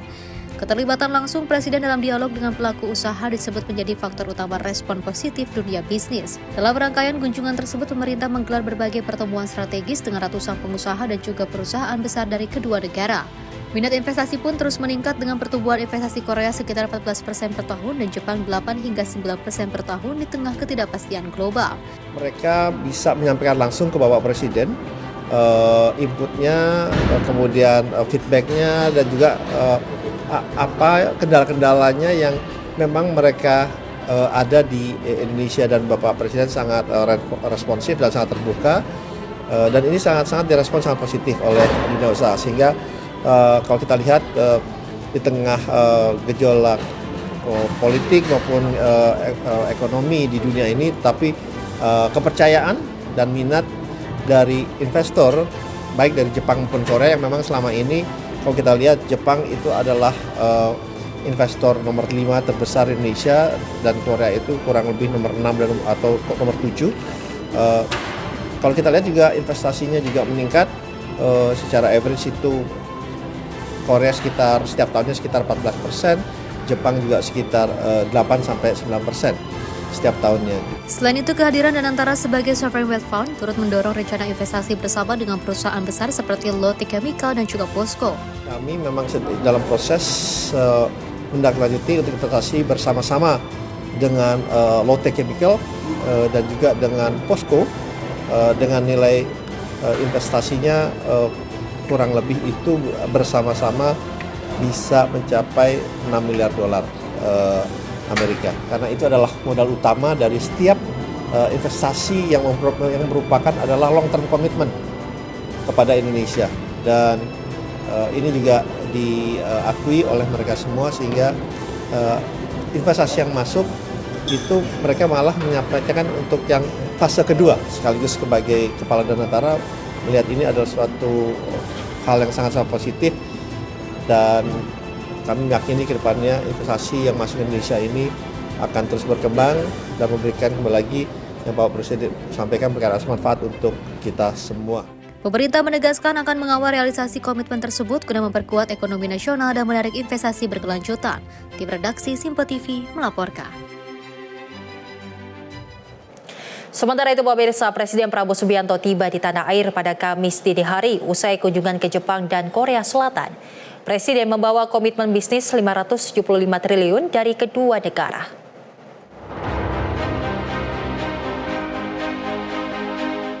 Presiden Prabowo Subianto telah kembali ke tanah air usai merampungkan kunjungan kenegaraan ke Jepang dan Korea Selatan.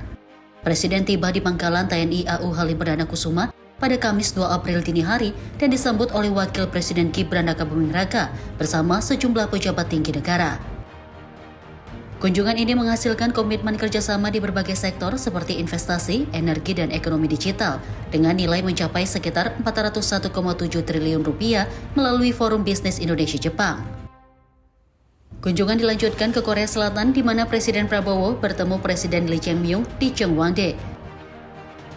Pertemuan tersebut menghasilkan 10 nota kesepahaman di berbagai sektor prioritas dengan nilai komitmen 174 triliun rupiah.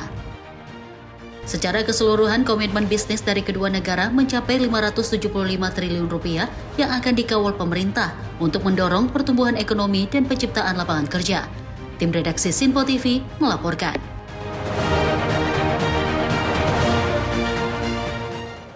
Kita beralih ke informasi mancanegara, pemirsa, di mana warga sebuah desa di Bolivia terpaksa menggunakan zipline darurat untuk beraktivitas setelah jembatan penghubung rusak akibat banjir. Kondisi ini membuat warga terisolasi selama berbulan-bulan dan harus menghadapi resiko besar setiap harinya.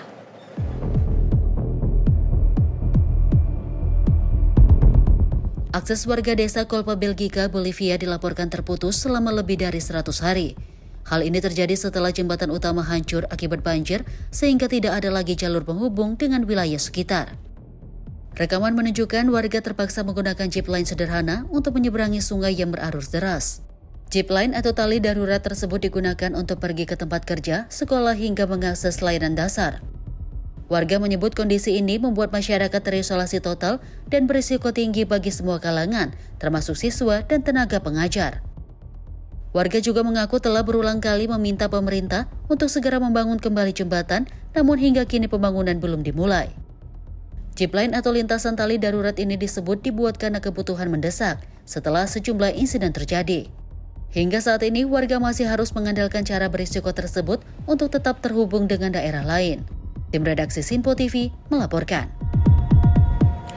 Pemirsa, Amerika Serikat kembali meluncurkan misi berawak ke bulan setelah lebih dari setengah abad. Misi ini menjadi langkah penting dalam eksplorasi luar angkasa dan persiapan menuju Mars. And here we go. 10, 9, 8, 7, RS-25 engines lit. 4, 3, 2, 1, booster ignition. And liftoff of Artemis 2, now bound for the moon. Badan Antariksa Amerika Serikat NASA berhasil meluncurkan misi berawak ke bulan. Misi bernama Artemis 2 lepas landas dari Kennedy Space Center. Ini merupakan misi berawak pertama ke bulan dalam lebih dari 50 tahun. Artemis 2 membawa 4 astronot yaitu Red Wiseman, Victor Glover, Christina Koch, dan Jeremy Hansen. Misi ini berdurasi sekitar 10 hari dengan rute mengelilingi bulan dan kembali ke bumi. Tujuan utama misi adalah menguji kinerja sistem wahana Orion dalam lingkungan luar angkasa jarak jauh. Presiden Amerika Serikat Donald Trump menyebut misi ini sebagai langkah besar kembali ke bulan. Setelah menyelesaikan misi, para astronot dijadwalkan kembali ke bumi dan mendarat di Samudra Pasifik. NASA menyatakan misi Artemis akan terus dikembangkan dengan tantangan yang semakin besar sebagai bagian dari target jangka panjang untuk eksplorasi bulan dan persiapan misi berawak ke planet Mars. Tim redaksi Sinpo TV melaporkan. Sebanyak 17 orang masih menjalani perawatan di sejumlah rumah sakit pasca insiden ledakan dan kebakaran di stasiun pengisian bulk LPG atau SPBE di Kelurahan Cibuning, Kecamatan Mustika Jaya, Kota Bekasi. Sebagian korban mengalami luka bakar cukup serius, bahkan di atas 50%, dan satu di antaranya dilaporkan dalam kondisi kritis.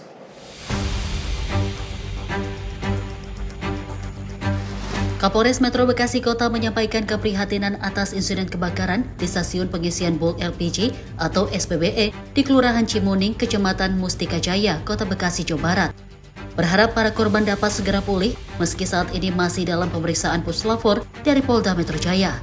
Menurutnya hingga saat ini tercatat 17 orang masih menjalani perawatan medis di sejumlah rumah sakit, di antaranya RSUD Kota Bekasi, RSUD Kabupaten Bekasi, RS Al-Rafiq, serta beberapa rumah sakit lain di sekitar lokasi kejadian. Sebagian korban dikabarkan mengalami luka bakar berat dengan persentase luka di atas 50%, sementara satu orang dilaporkan dalam kondisi kritis. Dalam peristiwa ini terdapat seorang ibu dan balita yang ikut terdampak, namun balita tersebut dilaporkan tidak mengalami luka bakar. Polisi juga telah memeriksa sejumlah saksi di sekitar lokasi kejadian, sementara tim laboratorium forensik sudah turun ke lokasi untuk melakukan penyelidikan lebih lanjut. Hingga kini pihak kepolisian masih melakukan penyidikan untuk mengetahui penyebab pasti ledakan, termasuk kemungkinan adanya kebocoran gas atau faktor kelalaian. Sekali lagi kami turut prihatin ya dengan adanya kejadian ini dan juga berharap tentunya para korban ini bisa segera pulih kembali. Kemudian kita sampaikan bahwasanya dengan saat ini ada 17 orang yang dilakukan perawatan. Sebagian juga memang lukanya luka bakar di atas 50%. Kita tadi sudah menengok beberapa.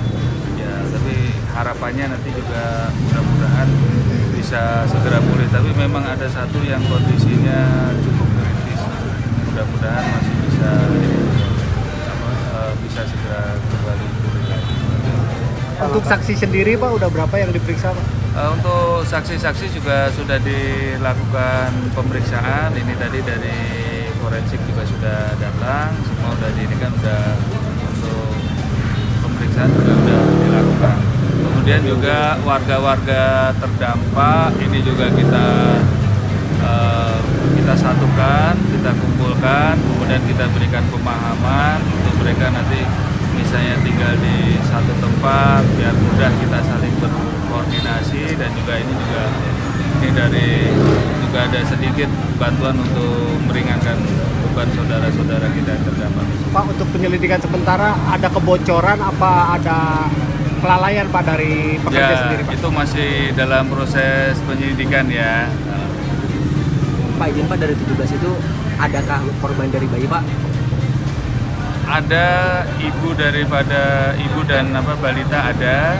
Nah, balitanya tapi alhamdulillah tadi tidak terkena luka bakar dan lain sebagainya, tetapi karena ibunya ada di sana jadi balitanya juga ikut.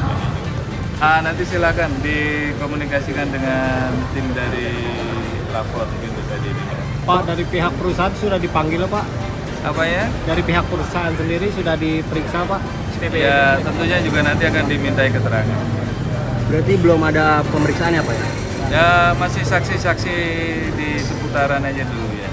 Nanti kedepannya juga pasti. Untuk fokus saat ini dari pihak polisi seperti apa? Ya. Fokus penanganan. Fokus penanganan seperti kita ketahui kemarin ya kita fokus kepada para korban terlebih dahulu, bagaimana keselamatan daripada jiwa daripada para korban, kemudian baru kita melangkah ke yang lainnya. Saat ini aparat kepolisian menegaskan fokus utama adalah penanganan dan keselamatan para korban sebelum proses hukum lebih lanjut dilakukan. Korban terdampak juga dikumpulkan di sebuah posko untuk memudahkan koordinasi, sekaligus penyaluran bantuan bagi warga yang terkena dampak kejadian. Dari Bekasi, Muhammad Ridwan, Sinpo TV melaporkan. Pemirsa, warga di kawasan wisata Tahura Cangar, Kota Batu digegerkan dengan aksi nekat seorang remaja yang terjun dari atas jembatan pada Selasa siang 31 Maret 2026. Korban yang merupakan warga Mojokerto ditemukan dalam kondisi meninggal dunia dengan luka parah di bagian kepala.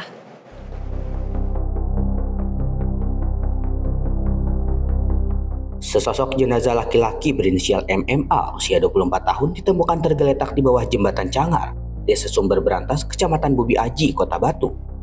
Korban yang diketahui bekerja sebagai karyawan percetakan ini pertama kali ditemukan oleh petugas Tahura usai menerima laporan dari pengendara yang melintas. Berdasarkan keterangan saksi di lokasi, sebelum kejadian, korban sempat terlihat duduk di atas sepeda motor di tepi jembatan dengan posisi kaki menginjak pembatas besi. Meski sempat diperingatkan oleh warga untuk berhati-hati, korban hanya terdiam sebelum akhirnya dilaporkan meloncat dari ketinggian jembatan. Di lokasi kejadian, petugas menemukan satu unit sepeda motor Honda Beat bernomor polisi S4184NBW milik korban dalam kondisi terkunci stang. Dari dalam bagasi motor, polisi juga mengamankan dompet berisi identitas, 2 unit tas pinggang, serta 1 unit ponsel. Saat ini jenazah korban telah dievakuasi ke rumah sakit setempat guna penanganan lebih lanjut. Kasus ini kini tengah didalami oleh unit Reskrim Polsek Bumi Aji dan Polres Batu guna memastikan penyebab pasti kejadian. Bagus Maulana, tim redaksi Sinpo TV, melaporkan. Kebakaran hebat menghanguskan bengkel dan gudang penjualan spare part motor di Kecamatan Pondok Benda, Kota Tangerang Selatan pada Rabu 1 April 2026. Kobaran api yang besar disertai ledakan membuat warga panik lantaran api cepat merambat ke bangunan di sekitarnya.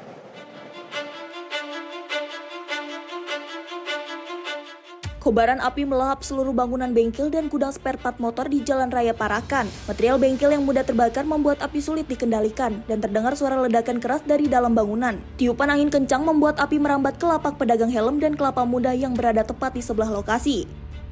Mulanya gitu kan keluar asap, kayaknya sih listrik. Lagi sepi, nggak terlalu ramai. Oh gitu. Ini apa bang yang kebakar bang? Bengkel? Iya, bengkel motor. Bengkel motor. Itu tadi asapnya dari mana? Dari belakang? Bagaimana? Asap iya dari belakang, mas. Kayak korsleting listrik. Tapi semua kabur semua bang, keluar. Semua. Nggak sempat dipadamin apa gimana bang? Bukan juga telat, tapi waktu udah besar gitu. Pekerjaannya ada berapa bang tadi bang? Ada 13 orang mekaniknya bang.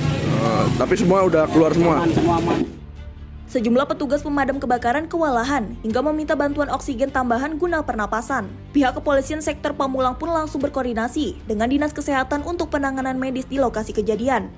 Kebakaran saat ini nih kebakaran yang terjadi di ruko, yang dimana kebakaran itu tuh terkait bengkel motor, helm, serta pedagang kelapa muda. Penyebab sementara hasil wawancara kami kepada masyarakat yang melihat kejadian pertama itu konsleting listrik tetapi kami juga akan melakukan penyelidikan apakah itu konsleting ataukah yang lainnya. Untuk korban untuk saat ini tidak ada, tetapi tadi petugas dari pemadam kebakaran karena apinya sangat besar sekali sehingga mereka kewalahan dan mereka meminta pertolongan pernapasan, dan kami juga sudah berkomunikasi dengan puskesmas dan kesehatan. Dan untuk arus lalin tadi saat terjadinya kebakaran sangat padat, tetapi kami juga sudah berkoordinasi juga dengan Polres Tangerang Selatan untuk mengatur arus lalin agar berjalan lancar dan seperti biasa. Untuk saksi-saksi, sementara ini kami sudah mengumpulkan pemilik toko dan pelaku usaha, sekitar ada 5, tetapi ini akan bertambah untuk saksi-saksi karena ini masih dalam pengumpulan oleh personil kami yang ada di lapangan. Meski tidak ada korban jiwa dalam musibah ini, kerugian material ditaksir mencapai miliaran rupiah. Dari Tangerang Selatan, jurnalis Info TV melaporkan.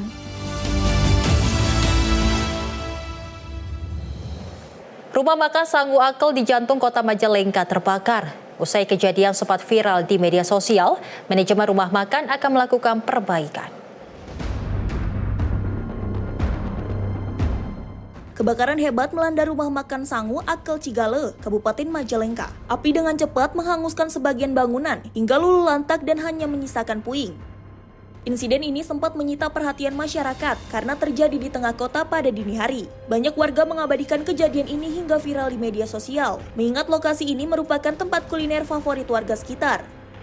Petugas pemadam kebakaran Kabupaten Majalengka yang tiba di lokasi segera mengerahkan 2 unit armada untuk melakukan pemadaman guna mencegah api menjalar ke bangunan utama. Si jago merah baru berhasil dijinakkan setelah proses pemadaman selama 40 menit. Laporan warga adanya kebakaran rumah makan Sangu Akel. Tim mengerahkan 2 unit damkar melakukan pendinginan selama kurang lebih 40 menit. Dan dugaan sementara api berasal dari percikan bara kayu bakar. Sementara itu, pihak manajemen rumah makan menyatakan akan segera melakukan evaluasi dan perbaikan pada area dapur. Pengelola juga berencana untuk tidak lagi menggunakan tungku tradisional atau hawu dalam operasional mendatang. Nah, jadi si tungkunya ini ternyata udah dibersihin, bara udah dikeluarin semua, dan tapi ternyata masih ada hawa panas di situnya tuh. Nah, kebetulan di atas si bakar yang buat hawa tersebut itu ada kertas. Itu kertas biasanya digunakan buat nyalain api di tungkunya gitu. Nah, ada kertas di situ, akhirnya baranya panas, si kertasnya itu jadinya nyala.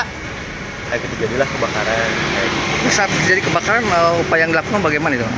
Kalau untuk upaya yang dilakukan untuk kedepannya tentu kita akan evaluasi atas kesalahan kami dan juga untuk rekan-rekan semua yang mungkin sama dengan kita ya yang memiliki hawu, cukup berhati-hati lagi aja untuk kedepannya. Nah, kalau kita sekarang alhamdulillah sekarang kita udah mulai renovasi untuk pengerjaan, insya Allah seminggu, mungkin kurang lebih semingguan selesai. Meski tidak ada korban jiwa dalam peristiwa ini, namun kerugian material ditaksir mencapai puluhan juta rupiah. Dari Majalengka, Jawa Barat, jurnalis Info TV melaporkan.